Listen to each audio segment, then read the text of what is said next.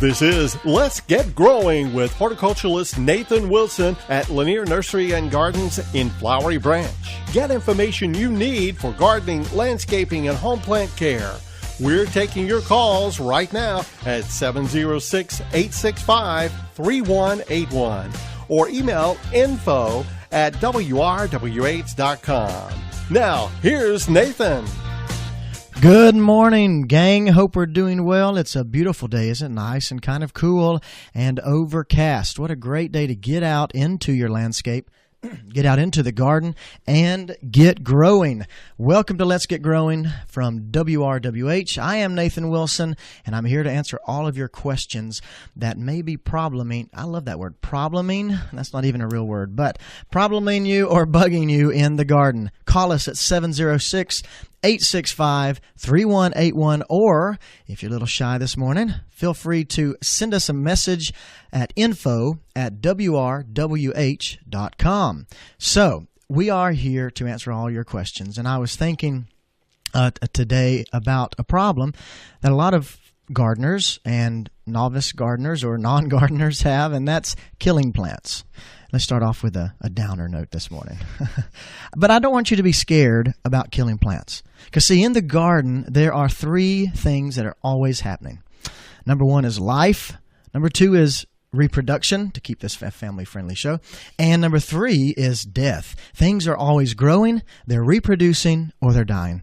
The reality is, if you're not killing plants, then you're not growing them. You're not gardening. The reality is that little seed, as it opens and germinates, it becomes a brand new life. And it'll grow and mature, and at some point in its life, it'll flower, and that flower will produce this beautiful fruit, which contained inside is another form of life that falls to the ground and starts the cycle over again.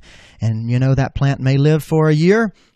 It may live for 100 years in this cycle of reproducing and growing, but at some point it will die. Now, it may die from just kind of an old age kind of deal. Its lifespan has been reached, or it may be infected with some kind of disease or chewed and bitten on too much by a deer or something like that. However, that is just part of gardening. So, again, if you're not killing plants, you're not growing them. I am a professional at killing plants. I will tell you that. I have probably killed more plants than you might think. Let's put it this way. If I was your doctor, you would not want me as your doctor. So now let's get growing. Let's get to the line. 706-865-3181. On hold, we got a call here from Victoria. How are you this morning, Victoria? I'm good.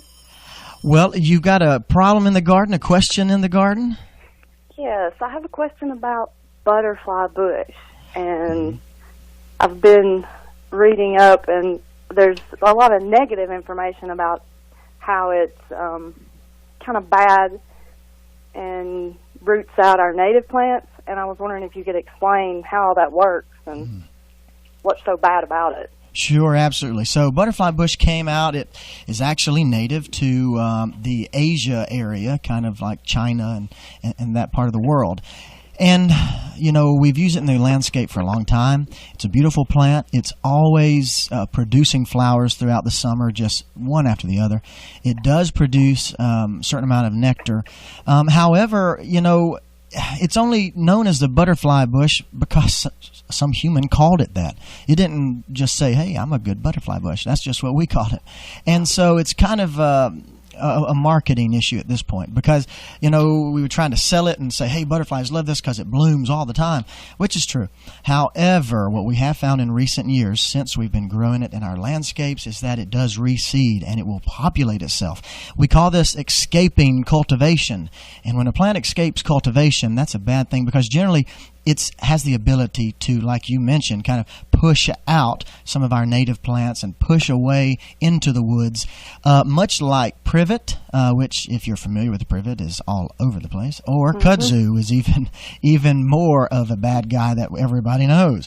So we do see that butterfly bush is becoming an invasive species, and it's listed as one. So with that in mind, even though it's great source of nectar, it doesn't do much of anything else, as far as providing for pollinators. It'll give the adults food, but since it's not from our region, young larvae or pupa, they have nothing to do with this plant. It's strictly the adults and nectar. So because it's invasive, because it does nothing but provide nectar, I'm going to recommend for you to use some other plants. And if you have a butterfly bush, you can maintain it, I guess. I don't have any anymore in my life. I have departed my relationship with them.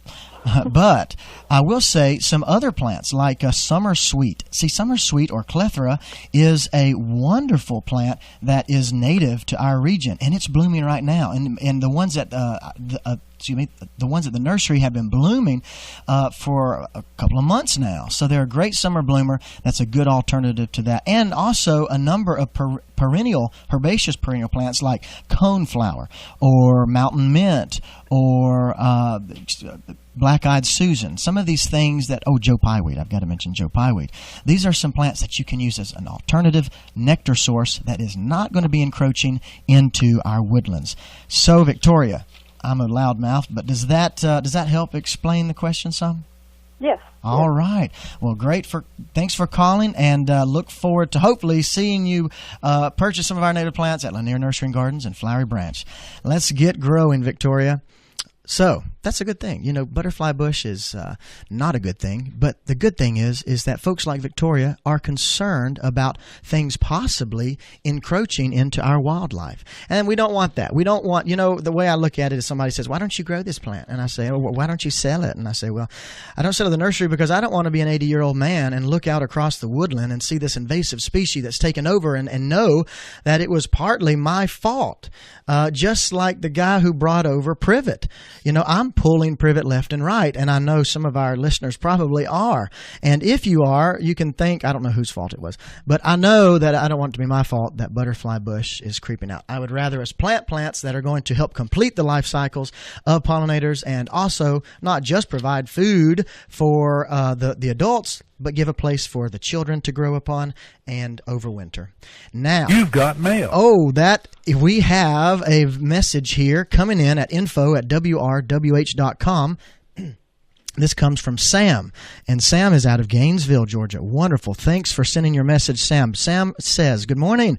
I'm looking for an all-natural homemade spray to help control weeds in my gardens and around the house. Is there a formula for one? I've seen that there are some sprays out there for sale in stores, but they look to be very pricey.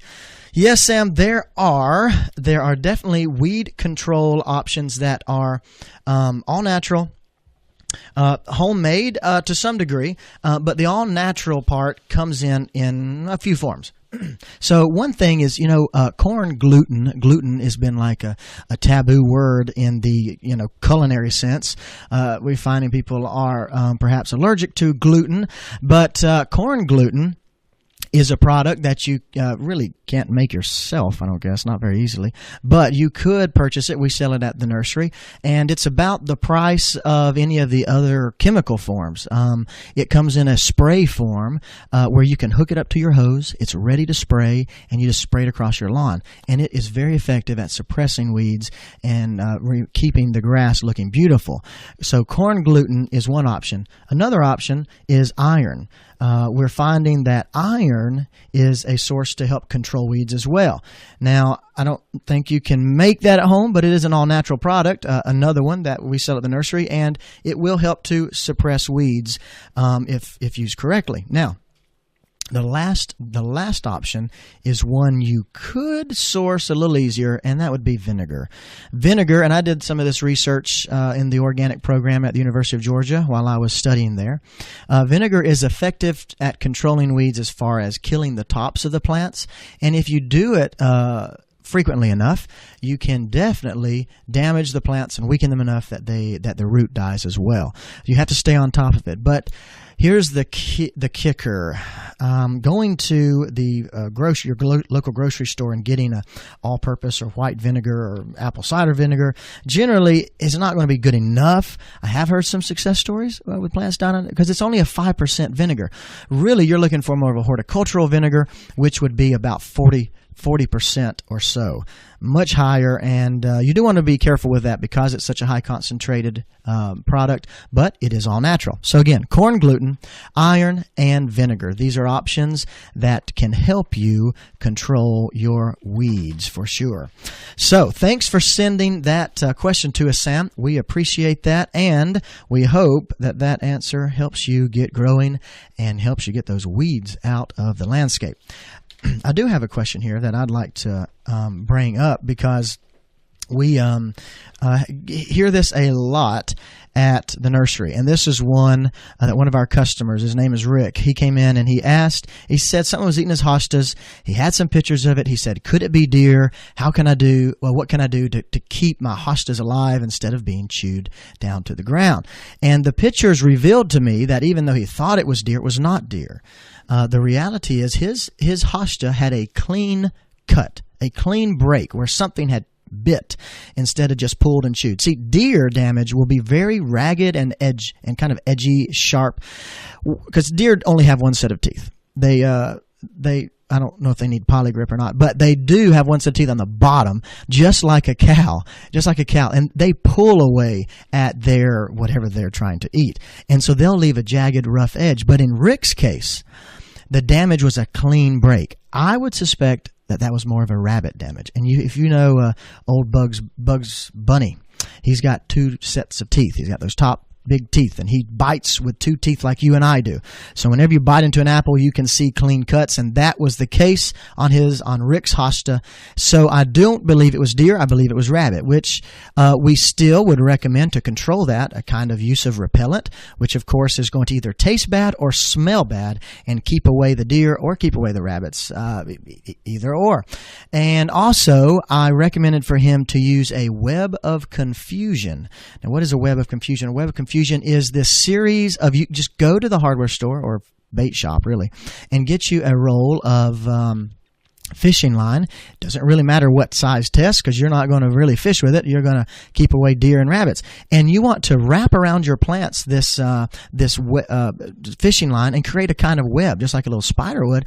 And when the animal gets up close and his nose starts getting into the into the fishing line, he's got this, he doesn't know what it is, or he doesn't know what it is, doesn't know what's going on, and he'll simply walk away. So that would be a physical barrier, but the repellents would be more of taste and the other thing, smell. So folks, again, you are listening to Let's Get Growing with Nathan Wilson from WRWH. Give us a call this morning at 706-865-3181 or email us info@wrwh.com, and we'll be glad to help you get growing. So take a little break here, but we'll get back with more of your rabbity questions.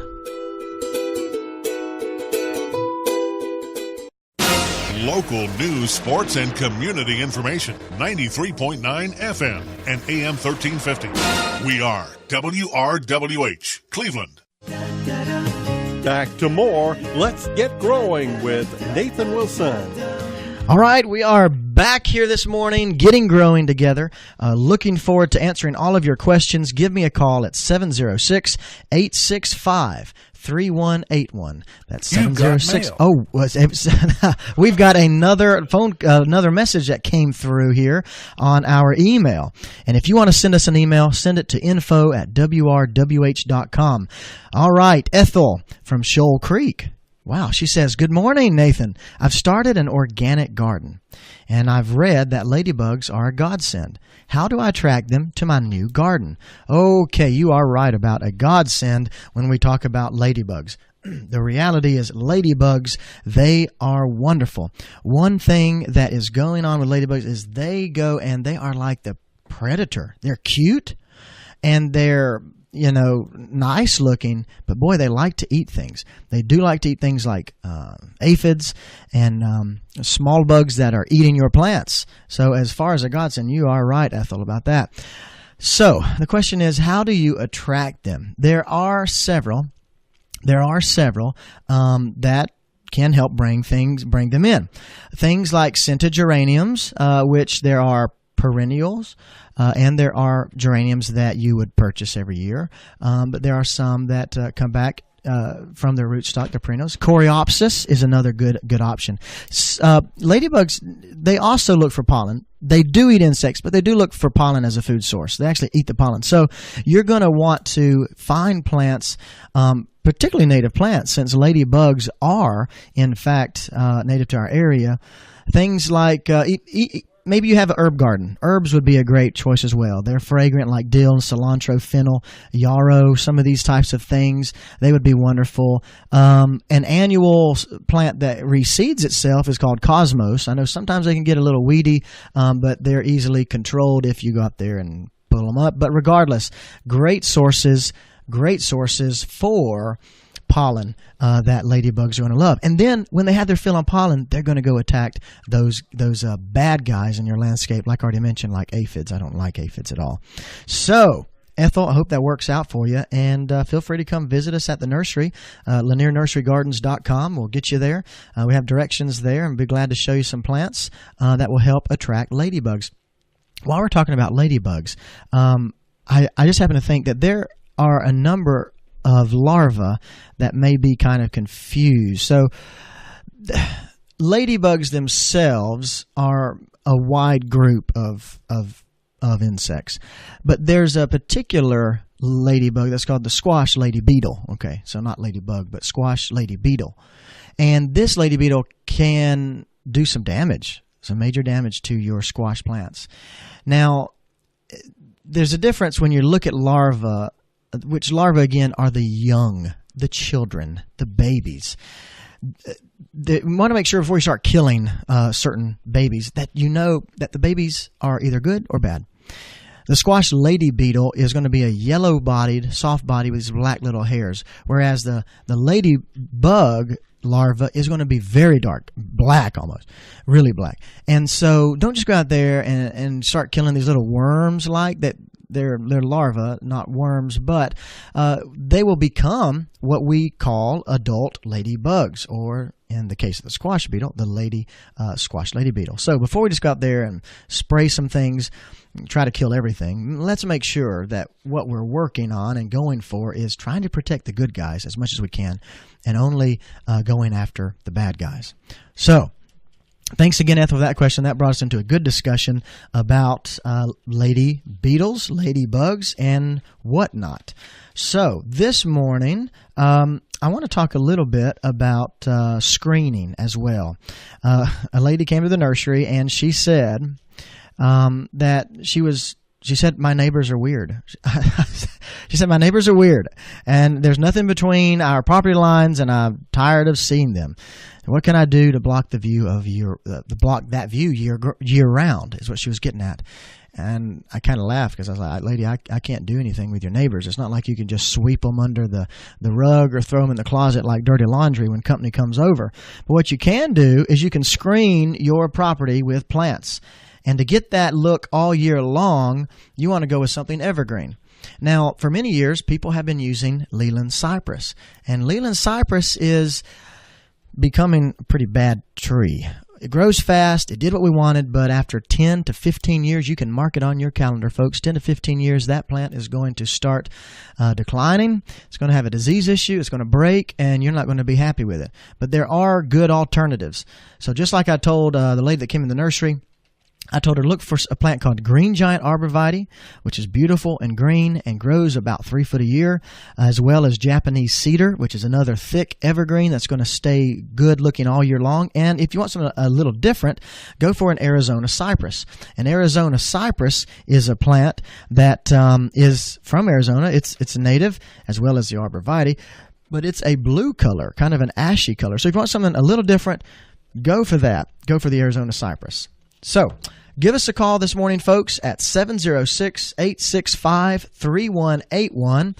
Or if you'd rather send us a message, you can email us at info@WRWH.com, and we'll be glad to answer all of your gardening questions. tell you what, we definitely have this opportunity as gardeners or non-gardeners alike, people who maybe identify as a gardener or don't identify as a gardener. It's okay. We have this wonderful opportunity to get out into the landscape on a beautiful day like this, to get growing, to work with our hands, to look for problems. That's one of the things we like to do. It's called scouting. And when we scout, what we're doing is we're looking for a bug that may be a problem, looking for a disease that may be overtaking our plants, or perhaps we are looking for other issues. Is a plant getting too dry? Is it wilting? Is a plant getting too much water? Is it wilting? Yes, wilt can go either way. So we do have this opportunity to kind of be stewards of the earth, to be caretakers of what God has given us. And a little later in the program, after the half hour, which is approaching, we have an opportunity to talk to a good friend of mine. Her name is Margaret Rasmussen, and she'll be joining us to talk a little bit about that stewardship of nature, stewardship of the wild, and conservation and what's going on around us. You may not be aware, but there is something called the Rosebud Project, and we're going to talk more about that after the break. But before we do, we still want to answer your questions, so give us a call at 706-865-3181 or mail us at info@WRWH.com. You got mail. And we have another one coming through the line here. Keith in Oakwood. Good, that's my stomping ground. That's where our nursery is located. Keith says, Nathan, with it being the summer season and my family entertaining guests, I don't feel great about my lawn. Any suggestions for thick green grass that I can be proud of? Absolutely, Keith. Turf is a big thing here in the South, especially in the South. And the North. But we use certain types of grasses here in the South that are appropriate for our season because it's so hot and dry. I wonder, Keith, if one of your problems may be because it is hot and dry. A lot of turf is looking bad this time of year just because we've been kind of in a period of dry weather. I know in Oakwood we haven't had much rain to speak of in the past few weeks. So one answer for getting thick green grass this time of year would be to apply water to your grass. Another thing is fertilizing. I wonder if you've fertilized. If you haven't fertilized, you may want to, because turf grass absolutely loves nitrogen. And the problem is nitrogen is usually limiting in the soil. It's a limiting factor, meaning it's the thing that keeps the plant from growing the best it can. So a limiting factor of nitrogen might be another problem. I don't know if you have any disease issues, but if you have grass like zoysia or fescue, you may see some disease pop up. That may be another problem why your lawn is not looking thick and green. So as far as fertilizing go, I would recommend a slow release fertilizer. Of course, something with a higher nitrogen for your turf grass. But you could use an organic product called Milorganite. And we sell Milorganite at the nursery at Lanier Nursery and Gardens in Flowery Branch.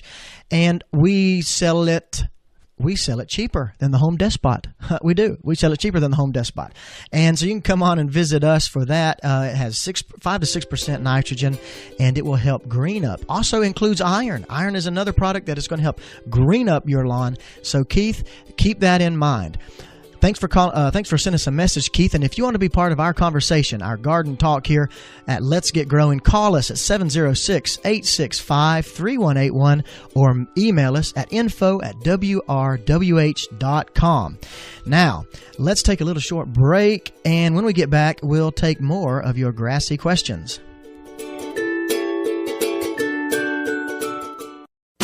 Local news, sports, and community information. 93.9 FM and AM 1350. We are WRWH, Cleveland. More great information coming your way on Let's Get Growing with Nathan Wilson.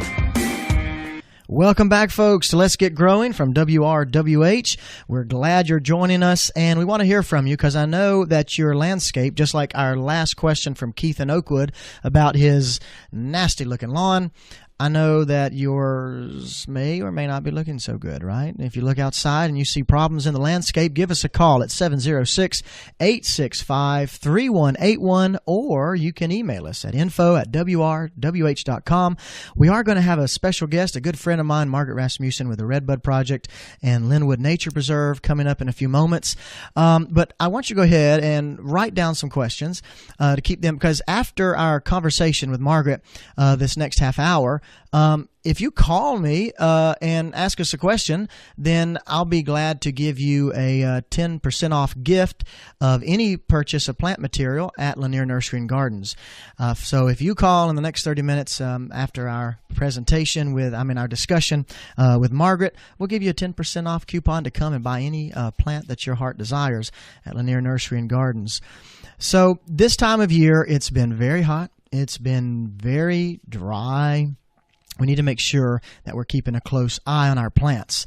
Some types of plants that do better in our region are plants that are from our region, and those are called native plants. And the key is with native plants, and I know I talk a lot about them, and it's mainly because we do need to be planting good plants that are going to do something for the environment around us and look beautiful. And our guest this morning, Margaret Rasmussen, is a friend of native plant as much as I am, probably even more. I don't even remember how I met Margaret, but I met her a few years ago when I was studying at what is now called the University of North Georgia. At the time it was Gainesville College. But Margaret, do you remember how we met each other? Yes, I think it was when I came to your environmental class of John O'Sullivan at what was then Gainesville State College. That's and right. You were very eager to be involved in environmental conservation. It was very dear to your heart. So you have gone on to become very accomplished and a horticultural specialist, and I'm so pleased that I met you way back then and will there with you at the beginning. I know I am too. You've got a better memory than mine, and I'm definitely glad to be able to call you friend and partner and stewards of our environment. So talking about that kind of thing, I mentioned earlier the name, the Rosebud Project, to the folks who are listening this morning. Now, can you tell us about what is the Rosebud Project and how it all got started?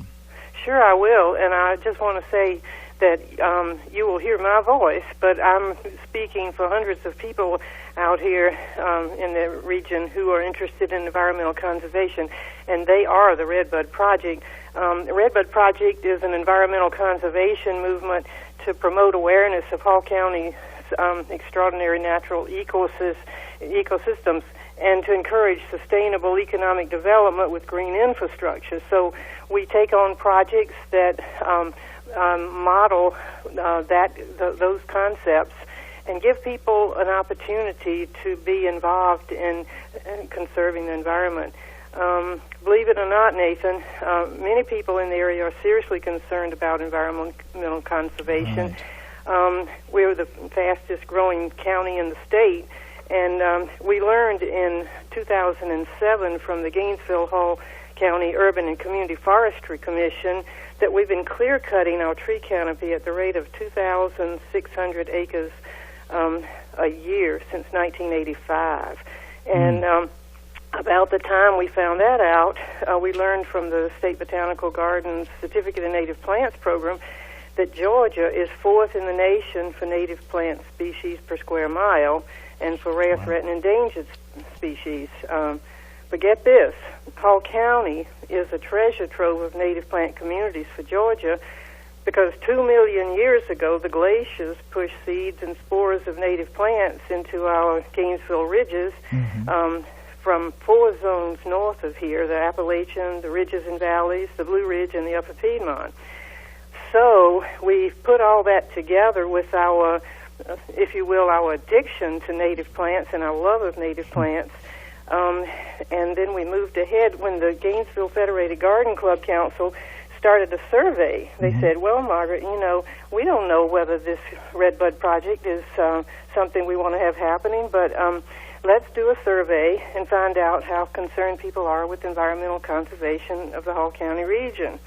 Well, the results were so overwhelming. People were pretty angry. We don't want to look like Gwinnett. So what to do? So a lot of people in garden clubs and master gardeners who have a passion for native plants, we decided to use native plants as the tool and the key to conserving our ecosystems that are very precious. So the Rosebud Project model for conservation was born.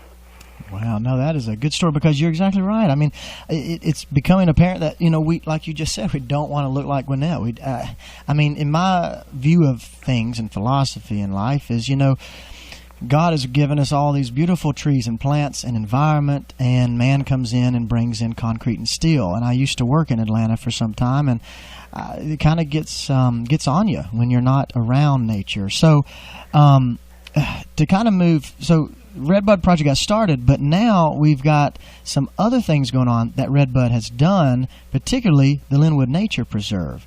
Now, can you tell us a little bit about that and how that's related to the Redbud Project and what Linwood, what the inspiration was? Because I know you mentioned model, an ecology model, and that's kind of a key word here, isn't it? Right. Now, this all started 10 years ago, and we're still moving ahead. And we were saying, we can't lose these ecosystems.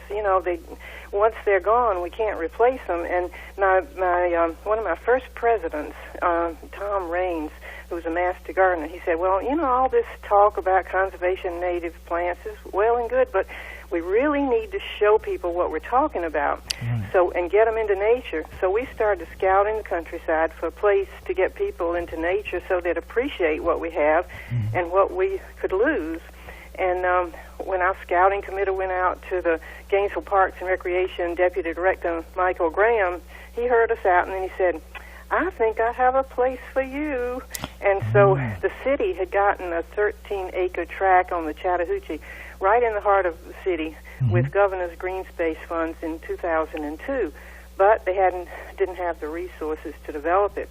So they very courageously turned it over to our ragtag group of volunteers, and we went on to the task. And with the help of students from the Institute for Environmental and Spatial Analysis at now UNG Gainesville, and AmeriCorps volunteers, and Alachie Nature Center environmentalists, and Hall County Master Gardeners, and all the volunteers, Linwood Nature Preserve began to be developed and is now expanded into a 30-acre nature reserve to serve the community. So that's where our focus is and where you can, come to be involved right in your own backyard in these quite incredible ecosystems that we live among. Yeah. So you're saying then at Linwood, the Nature Preserve, people, they're able to come and visit and experience plants and insect life and animal life all on this 30-acre site in Hall County, right? Right. The purpose of Linwood Nature Preserve for Redbud Project is twofold. It is a Gainesville Parks and Recreation unit. First, we give people access for leisure, recreation, and nature for their own mental health and physical wellness. Nathan, exercising in nature is so much better than exercising in a noisy, hectic environment. Right. So you can come in and hike the 2 miles of nature trails that are designed for real easy access. Children and adults and people not so physically, up to speed, and they can wander through the ecosystems. We have the oak hickory forest, the wetlands, and the prairie, and it's all very accessible. Or you can just relax and listen to the sound of nature in the Lorene and Harry Martin Recreation Refuge at the Linwood Drive Trailhead. And the doctors in Japan would give you a prescription for a 20-minute forest bath rather than give you a pill. So this Linwood Nature Preserve is right there as prescribed. Yeah, absolutely. So it not only helps, we're not only helping nature, we're helping ourselves in a sense by consuming Now the second nature. thing is that we demonstrate ecological methods for green infrastructure development.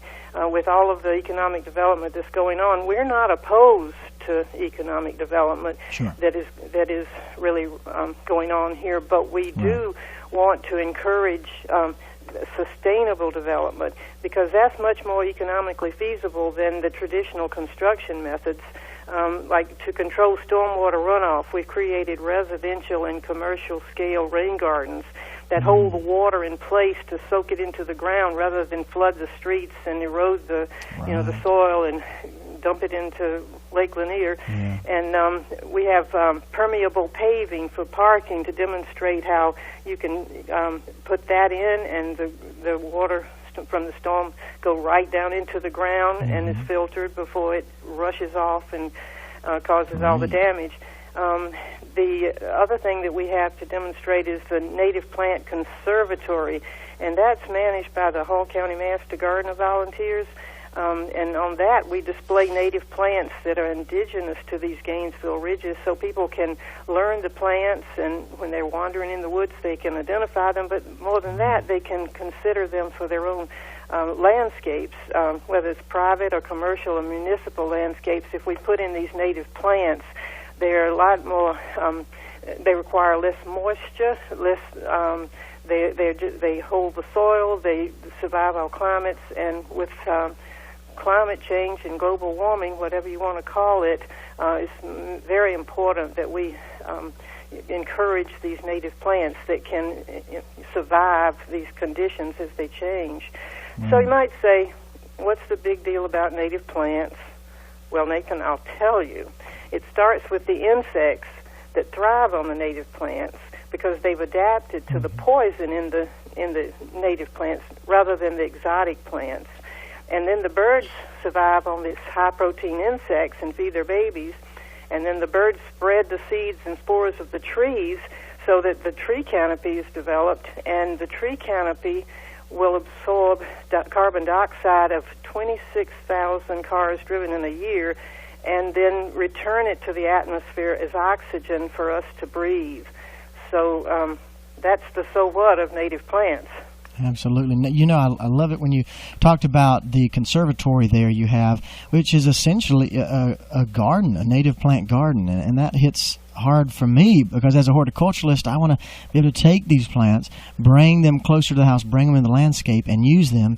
And what you're telling us is when we do this, we're helping the insects, we're helping our native birds by feeding or providing shelter or whatever it may be. And I think that being able to go to a place like Linwood and see plants used together, and I'll mention it because since I've been there, they're labeled. You know, it's like a mini botanical garden, a native botanical garden, isn't it? Right. That's what we strive to do, and each of our 6 beds has a team captain, and they work on those beds continually to to make them identifiable, and so that you can see their growth patterns and everything. But the most important thing about this is maintaining our air quality. The air quality goes down as we are putting in asphalt, and we're clear cutting and removing the tree canopy, and so that's why it's really important for us to have the connectivity of the ecosystem, and for people to take their own landscapes and create these mini ecosystems so that the birds and the insects can move from one to the other without going out on the road and getting hit by a car. Yeah, so absolutely. it's a big task, and one of the projects that we are hoping to take on very soon is to look at all of Hall County and determine how we can conserve at least 25% of the green space. That is a big goal, but that will also mean that we maintain our air quality, that we maintain our whole mini environment. And one of the things that we always do when we take on a project is to design it so that it's replicable, that other counties, other states, other countries, other planets can replicate that. And therefore, we are acting locally, but we're hoping to have some influence globally, which we can't do alone. We just have to influence other people to try these methods for green infrastructure, for stormwater runoff control, for permeable all these things, and the native plants that do sustain all of the ecosystem. Absolutely. So we sort of think that maybe we can be stewards of the earth by doing this Linwood Nature Preserve as a model, and making it accessible to the people of the Hall County region and North Georgia. Okay. Yeah, and I believe that every homeowner can become a steward of the earth. As we see at Linwood, perhaps they can visit Linwood, get some ideas for their own landscape, and truly help our ecology. Because, it's my belief, as a man named Thomas Rayner, who's a horticultural kind of plant designer, said, in the future, nature will look like a garden. I mean, we're encroaching into nature, so we need to make sure that we are doing the appropriate things. And so at Linwood now, would people be able to visit? Is it open a certain number of hours, or how does that work? Oh, well, it's open from dawn to dusk, as a Gainesville Parks and Recreation, park. Mm-hmm. It's an urban 38-acre forest right in the heart of the city. The bus line goes right to it, and so, Great. People of, all areas of the community can get there. It's actually 2 entries to Linwood Nature Preserve. Mm-hmm. Linwood Drive, the trailhead, that's a large parking area that opens down onto the Creation refuge, where if people don't feel they want to be walking into the woods and on the trails, which are very ecological and friendly for walking, they're not steep hills, and the surface is very, walkable, and so they can just sit and commune with nature if they don't want to walk on the trails, mm-hmm. or they can take off down the trails. And then the other entry is from Springview Drive, which mm-hmm. is just a block further south than Linwood Drive. And that area opens onto the Redbud model, conservation area, and then goes down through the heart of the preserve, and the trails go off of that. We call it the Cove Road. It's really the sewer line, but we think Cove Road sounds better. And that goes all the way down to Lake Lanier. And on those paths, you wander through all 3 of the ecosystems. So that's the gate is always locked, usually, so that people don't drive into the preserve unless there's a special event. But you walk around the gate, and it's always accessible. So dawn to dusk is always there for you. The door is always open at Linwood. Now, where can people get more information? Is there a Facebook page for Redbud or something like that? Right. And there are a lot of ways people can be involved. We have a trail steward program, so if people want to help us monitor the trails and assist Gainesville Parks and Recreation, with being sure that everything is up to par. And then we have the Ecology Center, which the city and Gainesville Parks and Recreation has just restored an old sewage pumping, facility. Right. And we are opening that up to conservation groups or people who are interested in the environment to hold meetings and to use that facility. That you would go online with Linwood Ecology at gmail.com to, schedule your event there. And then we have a web page. It's just www.redbudproject.com. And then we have our email, redbudproject@gmail.com. So, the preserve is located just off of Thompson Bridge Road. So it's very convenient to get there, either on Springview Drive or Linwood Nature Preserve. And we have become a chapter of the Georgia Native Plant Society. So we have programs 4 times a year, and we have field trips, and we have plant rescues where people actually go out and they can get plants for their own landscapes, or they can put some of them on public sites. And this coming Saturday, on the 21st, Hall County Soil and Water Conservation Agent Irene Payne is conducting medicinal botany seminar, where people can come and find out how to use native plants, for whatever ails them, and also walk the trails to see these plants. So that's going to be Saturday at 9 o'clock. Okay, the 21st. 21st. Well, Margaret, I know we've got to take a break here, but I appreciate you joining me, and we'll definitely check this out, folks. Linwood Nature Preserve. Go get into nature. As Margaret says, commune with nature. Margaret, thanks for joining us, and look forward to seeing you soon, friend. Call us at 706-865-3181. We've got a few more minutes left. Local news, sports, and community information. 93.9 FM and AM 1350. We are WRWH, Cleveland. Back to more Let's Get Growing with Nathan Wilson.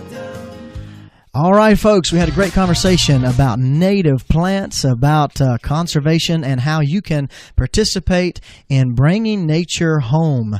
As Doug Ptolemy says, bringing nature home, bring it to your house. Really quick, I think feel free to call us in at 706-865-3181.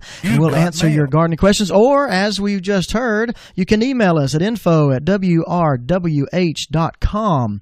James, here it is. James from Cornelia. Thanks for emailing. James says, love the show, but too afraid to call in. That's all right, James. We'll read your question.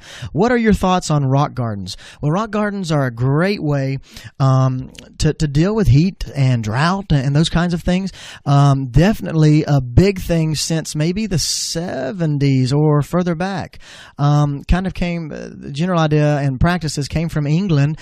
But what we do is we create this kind of place that we expect to be dry. You can use a number of plants. I would suspect you'd probably want a few native plants in there, but also sedums, plants like cactus even.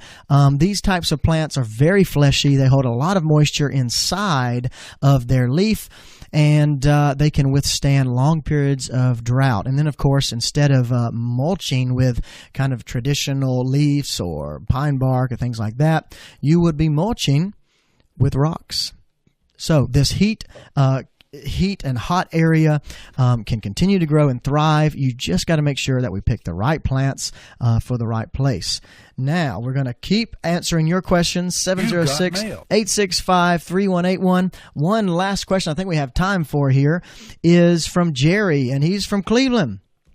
He says, what are the spiderweb-like sacs hanging in the tips of my pecan tree? The leaves inside the sac are brown and dead. Somebody told me this was tintworm. Will they kill my tree? Okay, Jerry. They will not kill your tree, and it's most likely not tintworms. What you see looks like a tintworm, but tintworm is going to be more on the inside of the plant near the crotch of the branches where two branches meet. However, it sounds like yours are on the tips. And if your little web-like structures are on the tips and they are turning brown, then what you most likely have are called fall webworm. Fall webworm actually has multiple generations in a year. So we may have already had one. This may be the second, and we could have another generation of this webworm. They do turn into the little larva, but they turn into a little white moth.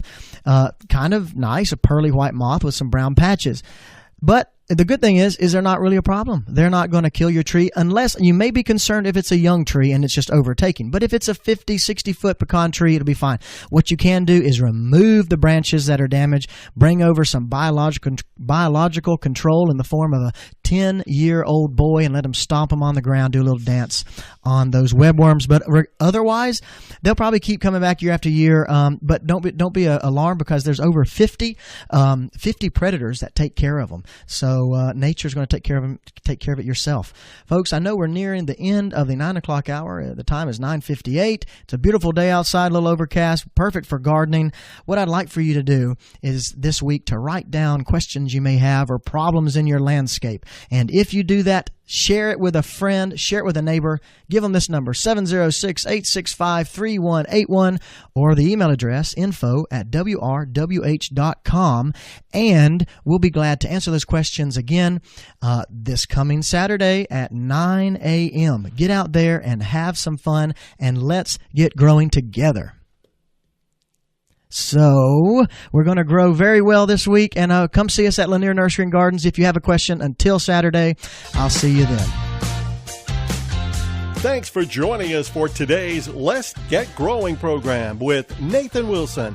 If you have a comment about today's program, you can reach out to Nathan by sending an email to grow@LanierNurseryGardens.com. Join us next Saturday for Let's Get Growing on Local News Radio 93.9 FM and AM 1350.